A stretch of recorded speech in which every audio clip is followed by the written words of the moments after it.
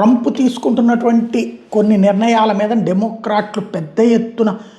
కంగారు పడుతున్నారు. ఎందుకంటే వీళ్ళు ఒక్కొక్కళ్ళు ఒక్కొక్క ల్యాబ్కి సపోర్ట్ చేస్తారు కదా. ఒక ఏడాది పాటు క్రెడిట్ కార్డు వడ్డీ రేట్లు 10% మించకూడదన్నటువంటి ట్రంప్ ఆదేశాలు ఒకవైపు, అలాగే ఎవరైతే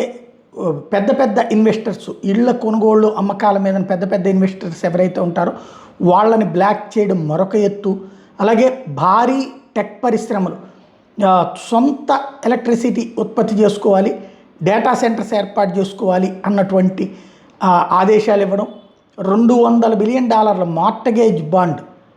తీసి పక్కన పెట్టడం, అవన్నీ కూడా పక్కకి పోవడం, అలాగే టారిఫ్లకు సంబంధించినటువంటి ఒత్తిళ్లు ఎదురుతంతూ ఉన్నటువంటి నేపథ్యంలో ఓవరాల్గా ట్రంప్ తీసుకుంటున్న చర్యల వల్ల అంతర్జాతీయంగా అమెరికా పరిస్థితి పాడైపోతుందంటూ ఆవేదన వ్యక్తం చేస్తున్నటువంటి వాళ్ళు రిపబ్లికన్స్ కాదు, ఇప్పుడు వీళ్ళు ఉన్నారన్నమాట, ఎవరైతే డెమోక్రాట్స్.